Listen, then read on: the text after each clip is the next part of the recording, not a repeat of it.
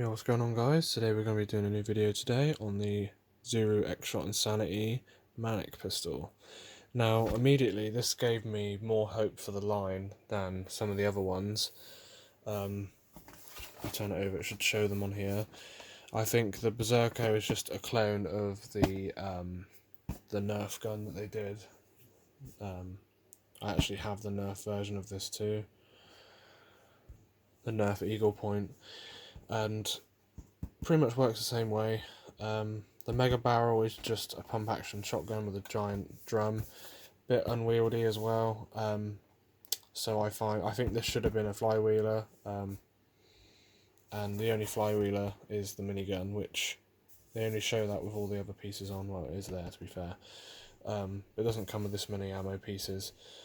I think this is the main good one, and then I feel like the pistol really is the other good one. These ones don't really fit that great, and the problem with the attachment pieces that allow you to put these together is like the weight of all of these on there. First off, I've seen a few people do that, and the tripod buckles under that when it's designed to be done this way. So really, in my opinion, that's a bad design. If this has been designed to do this, and yet when you do this it buckles, I don't think it's a good idea.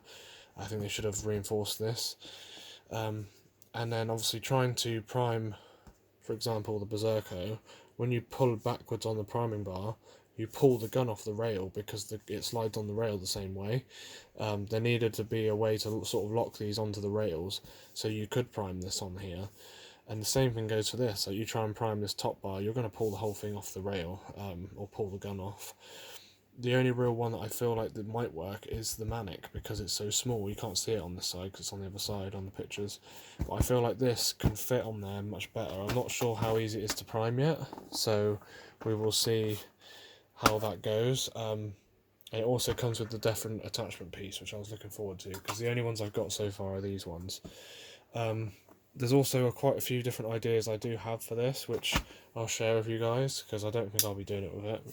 I think I'll just be leaving it, I won't be leaving it stock, but I'll probably, I'll open up the internals so everyone can see it, and then I'll probably do a mod guide, and probably just put a stronger spring in and take the air restrictors out, because that's really all you need to do with something like this. Other than that, yeah, you can do a few other things with it too. So if you open up the front here, you can see it's a pistol. You get quite a few darts with it, which that's the main plus with this, is you get quite a few extra darts, being a single shotgun, of course.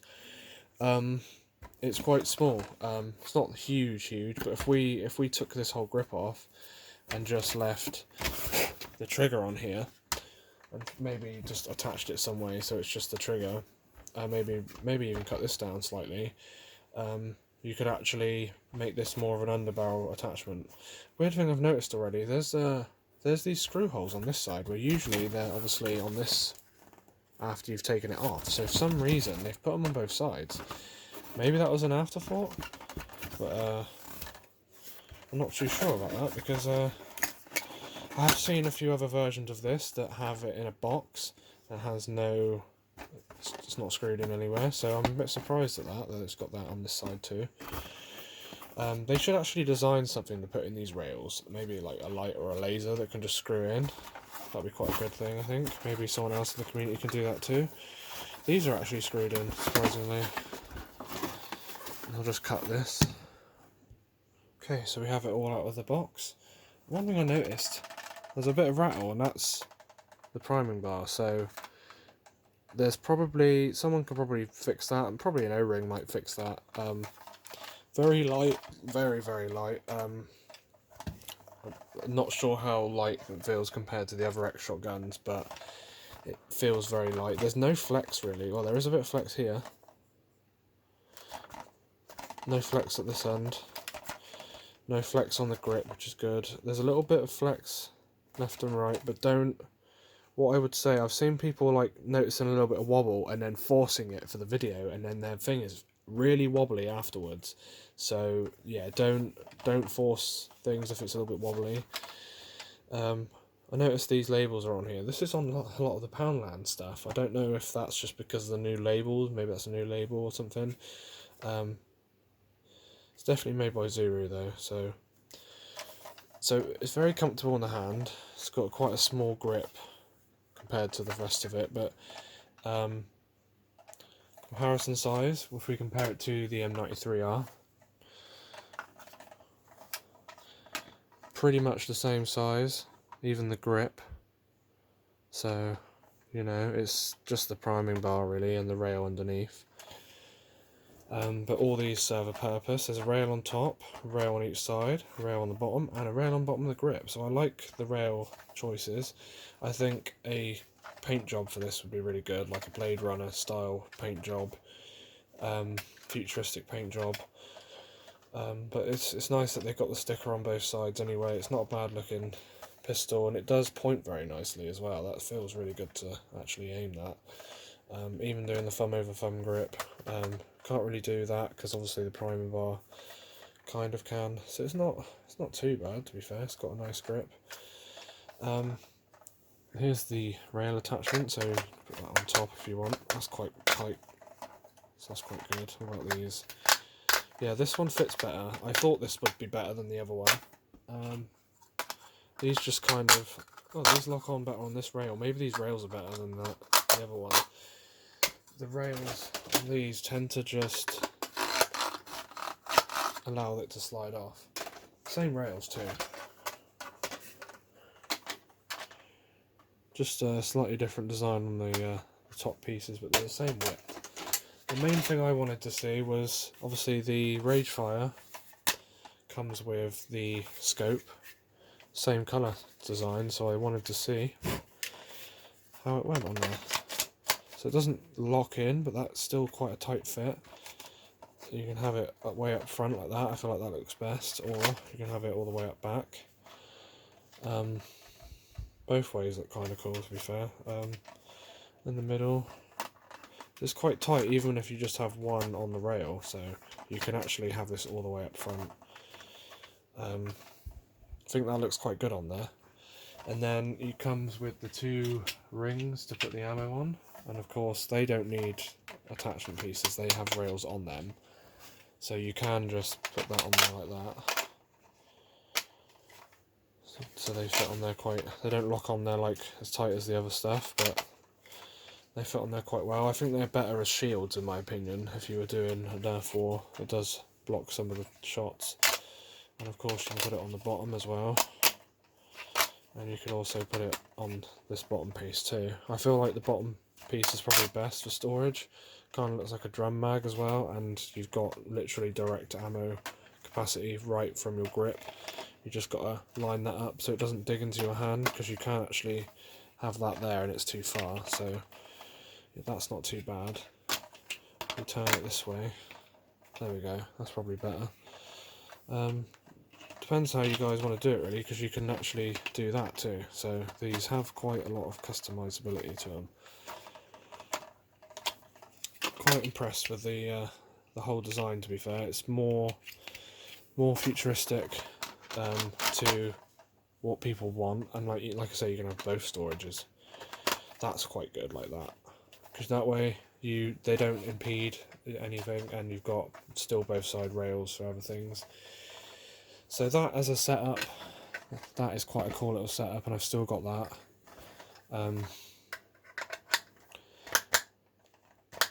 There's no real need for that. This is more of attaching it to something else. So, for example, another thing I think would be quite good for this is actually using it as a gun for a backup gun for this. So, see how we put this on.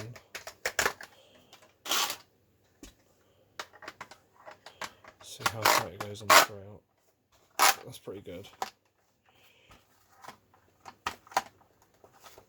So because it's quite tight on this rail, we should be able to... Yeah, this is the problem, you see. You can't prime it. So there's no real way to use it like that unless you turn it and use this as like a main one and then turn it back. Or you do it that way. That's the only problem. So we'll try it with this one. Just try it with different rails, see how, yeah, that's really loose as well, but the thing is, it locks back on this, so this does work.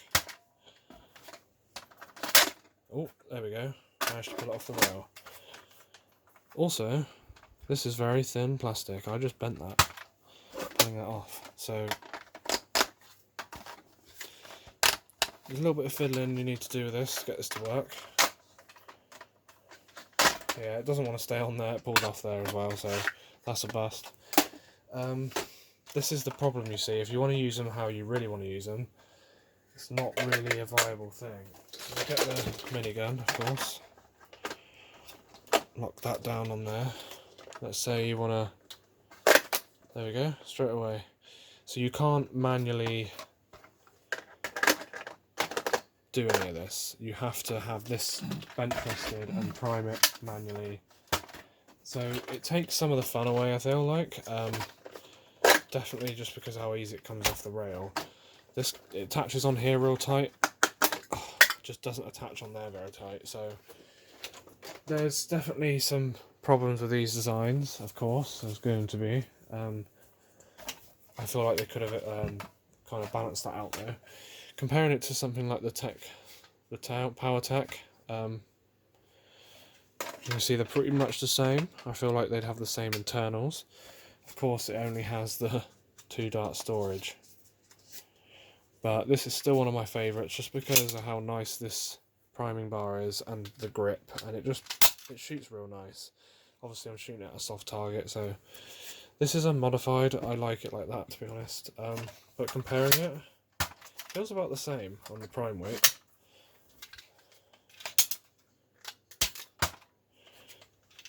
This has a longer pullback, as you can see, so I don't know how the power difference is compared to each one of them, so we'll see that. Already got some darts here, so quite a nice breech. I like how that's sort of beveled in there, really easy to put a dart in there. Don't have to actually fully line it up. That's really nice. No one talks about that. Yeah, they've really done that really nicely. You can see the air restrictor in there. It's like a white piece of plastic. That might be much better once we take it out. So that is that. And then, for comparison's sakes, we'll use the same dart. These are the best darts I've seen so far. They fit real nice. Has a pop to it. Obviously this one doesn't. I like the noise this one makes. It's more of a silent gun. That has a nice pop to it. The trigger's not too bad. Okay, just so we know we've done it, we'll chronograph it.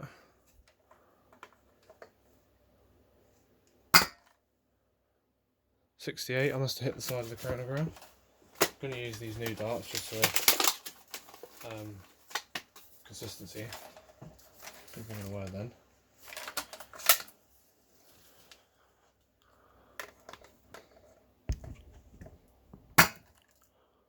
.66. Gonna keep doing it. Gonna do it from a side angle. 77, there we go. I think I'm hitting the side of the chronograph. Gonna do it from a different angle again. 78. Use these same ones.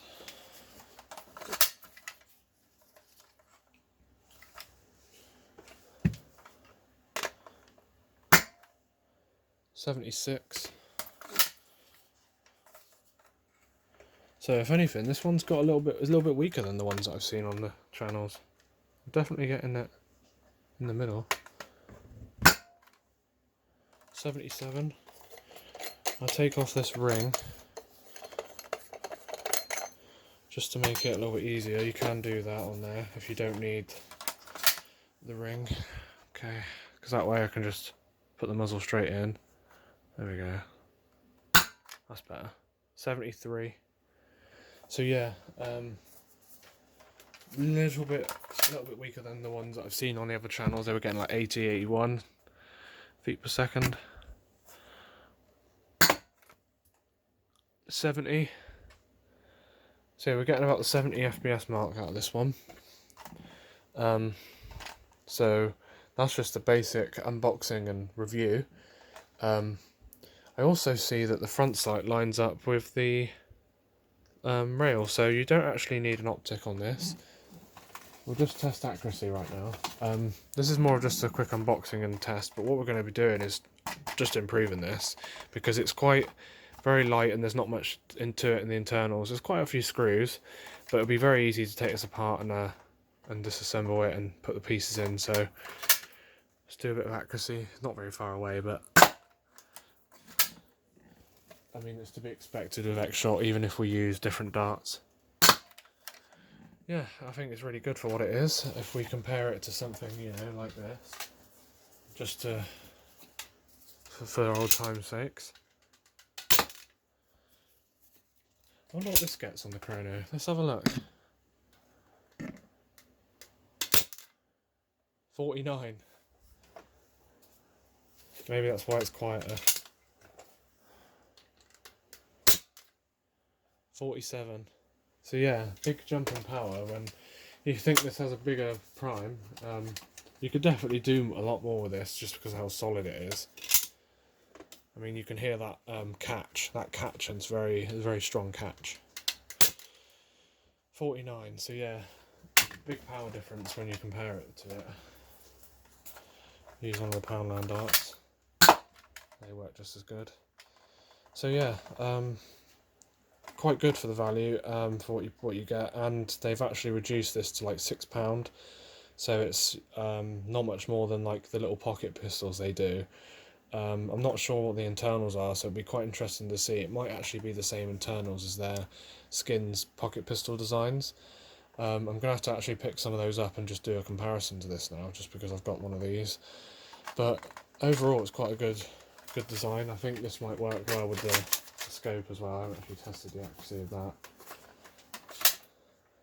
that. That works, but I'm not very far away. But yeah, so definitely worth the money, I feel like. So I give this, I think this rate is a 5 out of 5, to be honest. It's quite a good build quality. The only real downside is that shake, which can be fixed anyway, and the priming bar is quite flexible. That's probably a good thing though. So yeah, I definitely rate this quite a good X-Shot. I can't think of the words, but the rails are quite good on there. So yeah, I definitely recommend getting one of these, or maybe two of these, because they're quite easy to prime, and you could definitely dual wield them with these priming bars. I like that you can just grab it like that too. You don't have to put your finger in here. You've got this nice little like rail attachment almost on top, and you can pull it back straighter that way. So I think this is quite a good gun. It's quite pointable. I think it'd be quite good with a paint job. So yeah, definitely recommend getting one of these, especially since they're on sale at the moment. So yeah, thanks for watching guys. Comment, rate and subscribe, and I'll see you guys in the next video.